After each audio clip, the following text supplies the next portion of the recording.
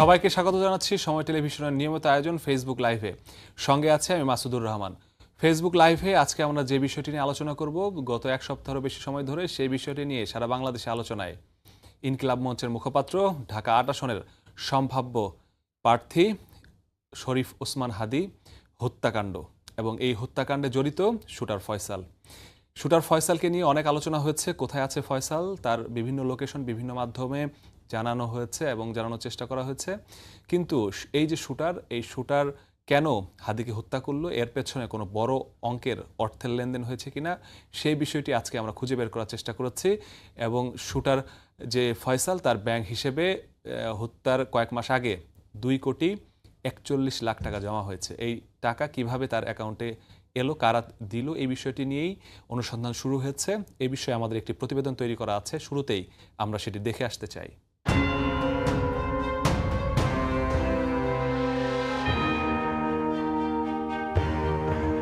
নির্বাচনের তফসিলের পরদিন 12 ডিসেম্বর ঢাকা ৮ আসনের সম্ভাব্য প্রার্থী ওসমান হাদীকে গুলি করার পর থেকেই আলোচনায় শুটার ফয়সাল করিম মাসুদ। হত্যার ঘটনায় নাম আসার পরপরই তার সব ব্যাংক হিসাব অবরুদ্ধ করার আদেশ দেন আদালত। ফয়সালকে গ্রেফতার চেষ্টার পাশাপাশি তার স্ত্রী সামিয়া ও স্বার্থ সংশ্লিষ্ট প্রতিষ্ঠানের ব্যাংক হিসাবের অর্থের খোঁজে নামে সিআইডি। 14টি ব্যাংকে খোঁজ মেলে 53টি হিসাবের, যেখানে 2017 থেকে 8 বছরে লেনদেন করা হয়েছে 127 কোটি টাকা। ইনকিলাব মঞ্চের মুখপাত্র শরীফ ওসমান হাদীকে গুলি করা শুটার ফয়সালের 53টি ব্যাংক হিসেবে তথ্য পেয়েছে সিআইডি। এসব ব্যাংক হিসেবে কত টাকা জমা ছিল, কত টাকা উত্তোলন হয়েছে, কারা কারা এইসব ব্যাংক হিসেবে জমা দিয়েছে, সবকিছু আজকে তুলে ধরার চেষ্টা করব আমরা। ব্যাংক এশিয়ার আদাবর রিং রোড শাখাতেই সন্ধান মেলে সবচেয়ে বেশি 19টি হিসাবের, সেখানে প্রায় 50 কোটি টাকা লেনদেন করেছে ফয়সাল ও তার বিভিন্ন প্রতিষ্ঠান। ক্যামেরার সামনে কথা বলতে না চাইলেও শাখা ব্যবস্থাপকের দাবি বেশিরভাগ হিসাবই সচল নেই। এগুলো এমনি তো লেনদেন ছিল না এখানে। আমরা যখন করতে যাই ডটম্যান, তখনই দেখি যেটা অলরেডি বন্ধ। 6 মাসের বা বেশি লেনদেন না হলে আমি অপারেটিভ করি।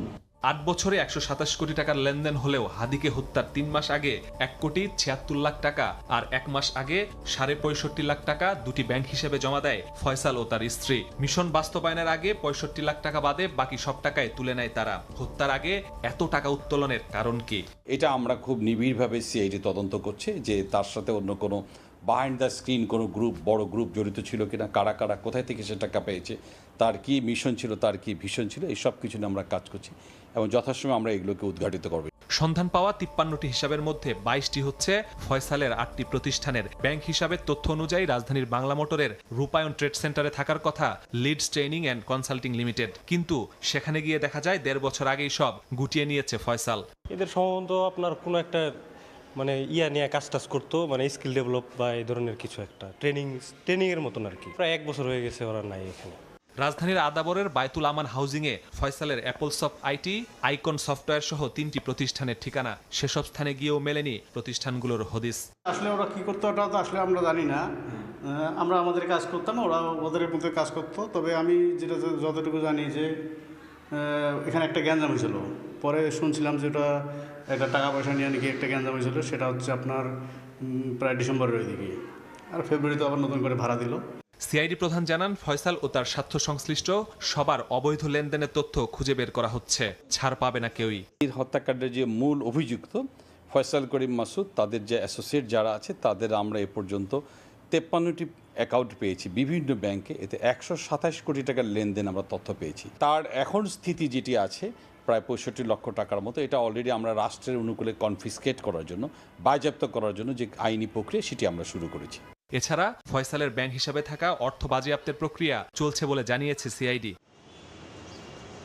মাসুদুর রহমান, সময় সংবাদ, ঢাকা।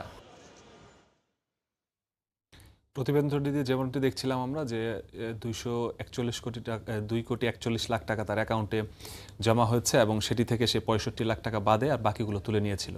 এখন প্রশ্ন হচ্ছে এই 1,79,000 টাকা তারা সে কেন তুললো এবং কোথায় কোথায় সে খরচ করলো। তার যে রুট প্ল্যানটি ছিল সেটি দেখলেই পরিষ্কার যে সে বিভিন্ন জায়গায় এই হত্যার আগে 1 মাস ধরে বিভিন্ন জায়গায় সে অবস্থান করেছে, সেখানে মিশেছে এবং সেখান দিয়ে কোন এলাকায় গিয়ে আত্মগোপন করা যাবে, কোন রুট দিয়ে পালানো যাবে, কোন গাড়ি ব্যবহার করতে হবে, এই বিষয়গুলো সে পুরোভাবেই সেখানে থেকে সেই বিষয়গুলো অবজার্ভ করেছে। যে কোনো তার এই মিশন বাস্তবায়নের ক্ষেত্রে বড় একটি অর্থের দরকার ছিল। তো কোন ব্যাংকে কি পরিমাণ টাকা পাওয়া গেছে তার 53টি হিসাবে, সেটি একটু আমরা দেখতে চাই। তার যেই 2017 থেকে 2025 সাল পর্যন্ত তার যে ব্যাংকের হিসাবগুলো, তার নামে যে অ্যাকাউন্টগুলো রয়েছে, পাশাপাশি তার যে প্রতিষ্ঠানগুলো রয়েছে, সেই প্রতিষ্ঠানগুলোর নামে এখন পর্যন্ত 14টি ব্যাংকে 53টি হিসাবের কথা আমরা বলছিলাম। পাশাপাশি এই যে এই হিসাবগুলোতে জমা আছে, জমা দিয়েছিল সেই 8 বছরে 64 কোটি 48 লাখ টাকা, তার মধ্যে উত্তোলন করেছে 63 কোটি 83 লাখ টাকা এবং স্থিতি আছে 65,50,000 টাকা। এটিসিআইডির পক্ষ থেকে বলা হয়েছে যে এই টাকাটা তারা ইতিমধ্যে বাজেয়াপ্ত করার জন্য যে প্রক্রিয়াটি নিতে হয়, সেই প্রক্রিয়াটি সে আইনগতভাবে সেই ব্যবস্থা তারা নিচ্ছে আদালতের মাধ্যমে। এই টাকাটি রাষ্ট্রীয় কোষাগারে জমা হবে। আরেকটি গ্রাফিক্স রয়েছে, সেটিতে আমরা একটু দেখতে চাই যে সেখানে যেই বিষয়টি আমরা বলার চেষ্টা করছি, যেই লেনদেন দুটি সন্দেহজনক, সেটি হচ্ছে যে 18 সেপ্টেম্বর 2025 রূপনগরের মিডল্যান্ড শাখায় যে ফয়সাল, তার যেই হিসাব, একটি ব্যাংক হিসাব রয়েছে এসএমই উইমেন এন্টারপ্রাইজ নামে একটি প্রতিষ্ঠান, সেই প্রতিষ্ঠানের যে অ্যাকাউন্ট, যেটি প্রোপাইটার ফয়সাল, তার এনআইডি দিয়ে অ্যাকাউন্টটি খোলা হয়েছিল, সেই অ্যাকাউন্টে 1 কোটি 76 লাখ টাকা জমা হয়েছে এবং 4 নভেম্বর হত্যার 1 মাস আগে, সেই 4 নভেম্বর এনআরবিসি বেনারসি পল্লী উপশাখাতে তার যে স্ত্রী সামিয়া, তার নামের যে অ্যাকাউন্ট, সেই অ্যাকাউন্টে 65,55,000 টাকা জমা হয়েছে এবং এই দুটো অ্যাকাউন্ট থেকে আবার হত্যার কিছুদিন আগে উত্তোলন করা হয়েছে 1 কোটি 76 লাখ টাকা। এই যে 1 কোটি 76 লাখ টাকা, এটি এখন সবার আইনশৃঙ্খলা বাহিনীর অন্যতম প্রধান যেই তদন্ত, সেটির ক্ষেত্রে এটি গুরুত্বপূর্ণ ভূমিকা লাগবে। কারণ এই যে তার যেই হিসাবগুলোর যেগুলোতে আমরা দেখলাম, সেগুলোর তুলনায় তার এই দুই হিসাবটি সবচেয়ে বেশি গুরুত্বপূর্ণ, কারণ এটি 2025 সালের একদমই হত্যার আগে হয়েছে।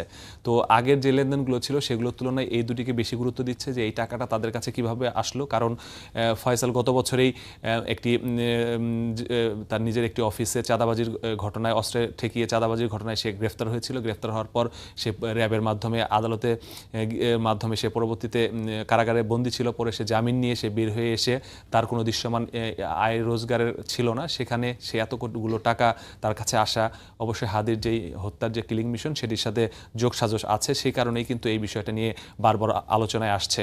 আমাদের কাছে আরেকটি গ্রাফিক্স আছে, সেটি যদি একটু দেখতে চাই।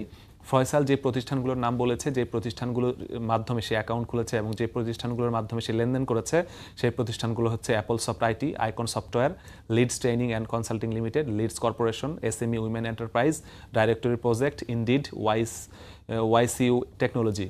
এই যে প্রতিষ্ঠানগুলো, এই প্রতিষ্ঠানগুলোর মধ্যে এসএমই উইমেন এন্টারপ্রাইজ এবং ডাইরেক্টরি প্রজেক্ট, এই দুটি প্রতিষ্ঠানের মাধ্যমেই তারা লেনদেন করেছে। সেই প্রতিষ্ঠান দুটো এবং পাশাপাশি বাকি যে প্রতিষ্ঠানগুলো রয়েছে প্রত্যেকটিতে আমরা খোঁজ করার চেষ্টা করেছি, কিন্তু কোথাও গিয়ে তাদের এই প্রতিষ্ঠানের যে ঠিকানাগুলো ব্যবহার করা হয়েছে, ব্যাংকে যখন অ্যাকাউন্ট খোলা হয়েছে সেই অ্যাকাউন্টে যে তথ্যগুলো দেওয়া হয়েছিল প্রত্যেকটি তথ্যই অনুযায়ী সেই ঠিকানাগুলোতে আমরা যাওয়ার চেষ্টা করেছি, সেখানে খোঁজ নেওয়ার চেষ্টা করেছি যে এরা কি আসলেই এই প্রতিষ্ঠানগুলো এখনও সেখানে আছে কিনা, কিন্তু কোনো একটি প্রতিষ্ঠানও সেখানে নেই। কোনোটি 1 বছর, কোনোটি 1.5 বছর, কোনোটি 6 মাস আগেই তারা এখান থেকে সব প্রতিষ্ঠান তারা গুটিয়ে নিয়েছে। এবং এই যে প্রতিষ্ঠানগুলো গুটিয়ে নেওয়া, পাশাপাশি তার পরিবারকে বিভিন্ন জায়গায় যে সরিয়ে নেওয়া, বিশেষ করে হত্যার পরে তার পরিবারকে, তার স্ত্রীকে, সে মিরপুর থাকতো স্ত্রীকে নিয়ে, তার স্ত্রীকে নরসিংদী পাঠিয়ে দিয়েছে, হত্যার পর তার মা বাবাকে কেরানীগঞ্জ পাঠিয়ে দিয়েছে, পাশাপাশি তার বোনকে ঢাকার বাইরে পাঠিয়ে দিয়েছে, এই যে এবং সে এখান থেকে আত্মগোপনে চলে গেছে। এই যে পুরো প্ল্যানটি বাস্তবায়ন করার পর তার পরিবারকে কীভাবে বাঁচাবে এবং পরিবারের বাঁচানোর জন্য তার যে যে স্ত্রী আছে, তার স্ত্রীর অ্যাকাউন্টে যেই 65 লাখ টাকা জমা দেওয়া হয়েছে, এটিও আইন শৃঙ্খলা বাহিনী বলছে যে হয়তোবা তারা ভেবেছিল যে তারা সে যদি এখান থেকে পালিয়েও যায়, কিন্তু তার স্ত্রী থাকলে তার স্ত্রীর অ্যাকাউন্টে এই টাকাটা সে রেখেছে এবং এই টাকা দিয়ে হয়তোবা স্ত্রী অন্য কোনো সময় যে তার যে আইনি প্রক্রিয়াগুলো সম্পন্ন করার জন্য এই টাকা হয়তোবা ব্যবহার করার জন্যই তার অ্যাকাউন্টে জমা দিয়েছিল।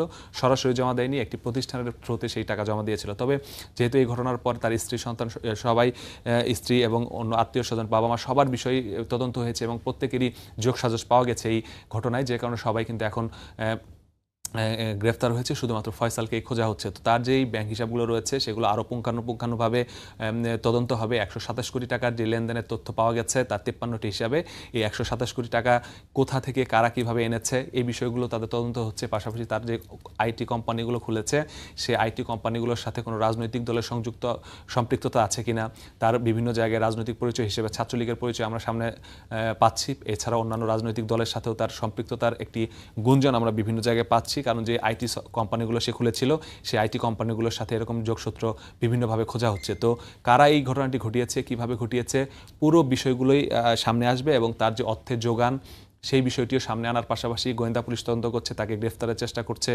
যেহেতু সে দেশের বাইরে গিয়েছে, এরকম তথ্য এবং লোকেশন আমাদের হাতেও এসেছে কিছুদিন আগে। আমরা আইপি অ্যাড্রেস মাধ্যমে জানতে পেরেছি যে সে ভারতের মহারাষ্ট্রে আছে। তারপরেও বিভিন্নভাবে তদন্ত হচ্ছে যে সে আসলে এগুলো কি লোকেশন অন্য জায়গায় দেখাচ্ছে কিনা বা সে কোথাও আত্মগোপন আছে কিনা, সব কিছু মিলিয়েই কিন্তু ফয়সালকে যেভাবে খুঁজে বের করার চেষ্টা করা হচ্ছে, পাশাপাশি ফয়সালের যেই ব্যাংক হিসাবগুলো রয়েছে সেই ব্যাংক হিসাবে কী পরিমাণ টাকা রয়েছে সেগুলোও খুঁজ বের করার চেষ্টা করা হচ্ছে। তো সার্বিকভাবে তার এই যে তদন্ত শেষ হলে সব কিছু সামনে আসবে এবং কারা কারা তাকে এই টাকা দিয়েছে, 2,41,00,000 টাকা তারা কারা তাকে দিল এবং সে এটি থেকে 1,79,00,000 টাকা তুলে কি করলো, এই বিষয়গুলো নিয়েই চুলচেলা বিশ্লেষণ হচ্ছে এবং অবশ্যই তাদের সবার মুখোশ উন্মোচন করা হবে বলে জানিয়েছে আইন শৃঙ্খলা বাহিনী। তো আজকের মতো আমরা এখানেই বিদায় নিচ্ছি।